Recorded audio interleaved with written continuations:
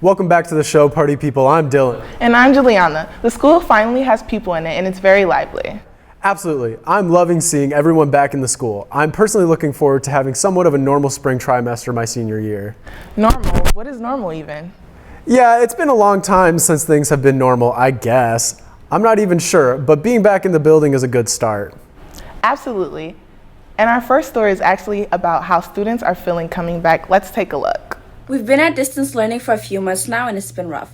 Let's go ask some EVHS students how they feel about going back to school. Yes, I did hybrid in the fall, and it was very hectic. I feel excited to go back to school, and I'm really excited to see my friends again after a long time. I'm looking forward for summer, and I'm most definitely looking forward to no more COVID, and hopefully at the end of the school year, there's no more COVID. I did hybrid before distance learning, and I was like, I kind of want to go back, so I'm going back, and I can't wait to see my classmates and my teachers and hopefully make good relationships with people. I'm just looking forward to hopefully seeing more than 50% of people's faces, and that the vaccine gets disputed out more freely so that everybody feels a bit more safe. Before the school closed, yes, I did attend hybrid for those first couple months. My thoughts and opinions about going back to school, I am excited. I really just want a normal senior year, or the closest thing to it. And so I just feel like going back will be the best option for me as a student. What I'm looking forward to as the school year ends is just having a good year and just finishing off strong. In person is definitely works better for me as a student, and so I'm really just happy. I'm just really just glad to be able to graduate soon and just finish off strong. And there you have it. Reporting for EaglEye, I am Roman Mohammed.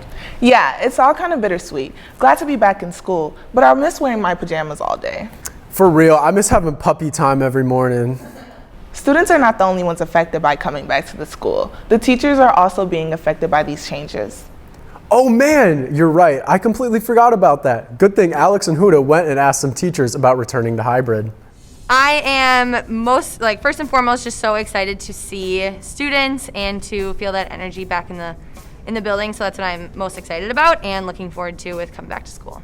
I do not feel prepared for that Zoom in-person model, but I feel great about coming back to school. I feel like I've been on an empty planet that's been waiting for its passengers to return. Whatever steps that we can take are better than no steps whatsoever. It's kind of a challenge to me thinking I'm going to teach racket sports and have kids zoom into racket sports. But I think most people are really aware of the physical space we need to maintain and hand washing. I think those efforts go a very long way. There's a little bit of risk in everything we do each day, but I do feel confident and safe with the precautions that have been taken and the respect that everyone here has shown.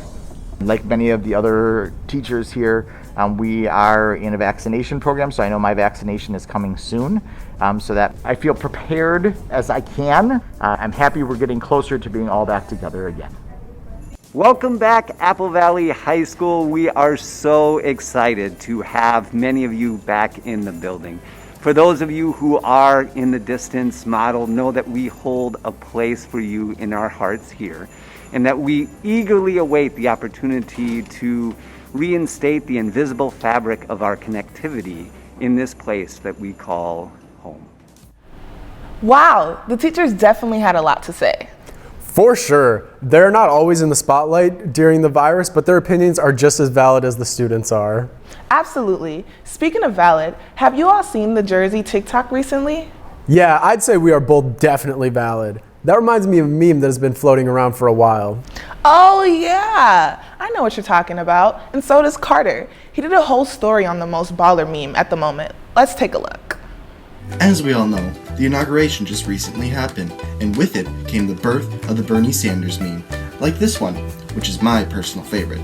But let's find out what others' personal favorites were. My first favorite is the Bernie Sanders sitting on the Iron Throne from Game of Thrones. I'm a huge Game of Thrones guy, books and movies or show, and so I just like the picture. I think he looks very king-like sitting on the Iron Throne. So I like that one. My second favorite Bernie meme is there's one where he is at Lincoln's inauguration and he's kind of way off in the back and kind of sneaky that he's in there. You don't even really know that Bernie's in there. And then my third favorite is there's one of him in the cockpit of the Millennium Falcon and sitting there and being a Star Wars guy, as I know you are. Now, let's find out what Emma Mari's favorites are. The first one, like the Bird Box one, I thought it was really funny because that movie was so weird. And then, like, just to see Bernie just sitting in the boat is hilarious because he's just chilling there. And literally everyone else in the picture is like, looks scared. It says, your package is on the way. It's like, oh, sweet. So I'm just gonna sit here. The theme park or like the amusement park one, that one's so funny to me because obviously the other dude in the picture is like freaking out and like losing his mind. And then there's just Bernie just sitting there. Reporting for EaglEye, this is Carter Ehlers. Dang, I didn't know memes could be that in depth. Same here, but that man is for real icy with his little middies. Dog, did you just say icy? Something just came to me. What's that? Do you know a lot of people enjoy ice fishing in the winter? Oh, thanks for reminding me. Noah has a story on exactly that. Roll the clip.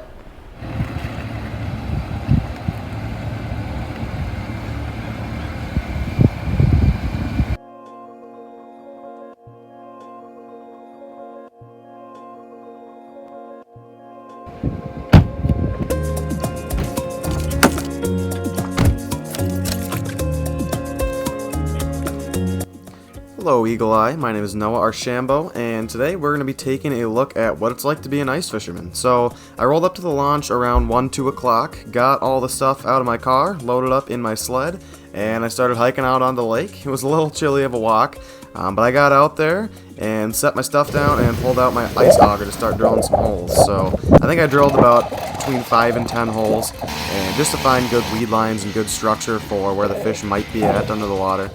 And so I finally settled on a good spot, got my house set up, and then I started shoveling snow on the sides so it wouldn't blow away, but also for insulation. And so the house was all set up, it was windy out, so I got inside because it was cold, and I got the hole all scooped out and got everything set up. So as you can see, there's my fish camera, my fish finder, propane tank, and my fishing rod and whatnot in there. And so it was quite the process getting set up just due to how windy it was. It was cold, windy, the house was blowing all over the place, but in the end it totally ended up being worth it.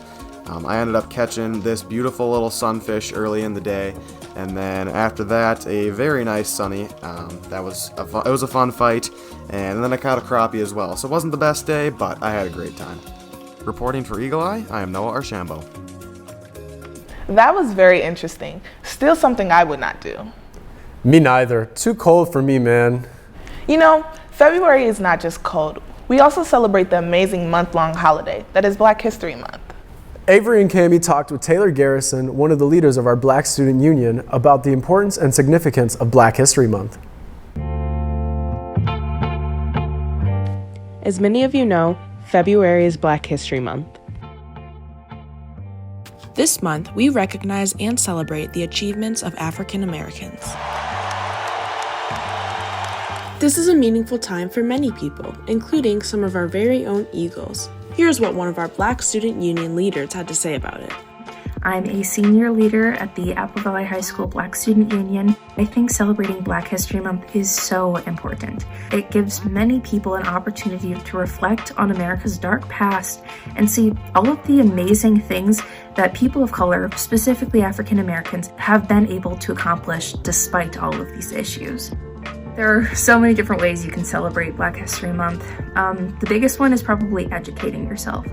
It's important to know how to be anti-racist and how to support your fellow students of color or fellow faculty of color, whoever it is in your life. We're having an event at the Black Student Union Besides the Your Melanin is Gold event that's coming up, we're also going to be hosting a Bridge the Gap event with the local police officers to talk about what happened over the summer and the trauma that people are experiencing because of the events that happened.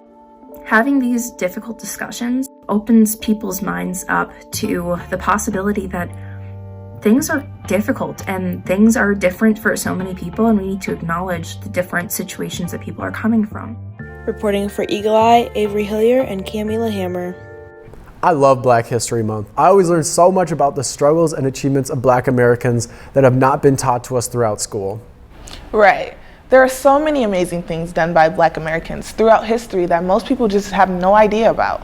Yes, and we need to change that. Gabby actually did a story on just that. Gabby, let's see what you got for us. Did you know Sandra Lindsay was the first Black woman to get a COVID-19 vaccine out of trials? She grew up in Jamaica and moved to the U.S. about 30 years ago. She mainly helped her grandmother and other caregivers who dealt with hypertension and diabetes. She always wanted to be a nurse when she was younger. She went to work at Lenox Hill, a hospital in Manhattan. As she rose through the ranks and became the director of critical care nursing. She always wanted to lead by example, not only for her staff, but as a Black woman and for her Black people. We can't talk about Black excellence without mentioning Paul Robeson. He was born April 9, 1898 in Princeton, New Jersey. When Robeson was 17 years old, he earned a scholarship to attend Rutgers University, being the third African American to do so, and he became one of the Institute's most decorated students. Robeson became a lawyer, but for a short period of time. He faced so much racism and discrimination in his workplace, he just wanted to quit altogether.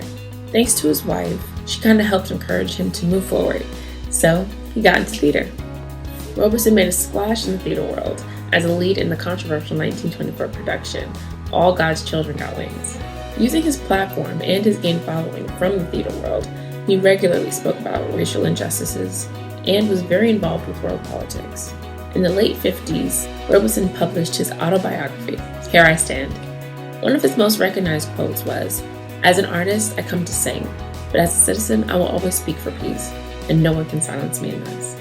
Let's take the rest of this month to celebrate the African Americans or Black Americans that contributed so much to not only today's society, today's America, but also the Black community. That's pretty amazing that one of the leading doctors on the COVID vaccine was Black.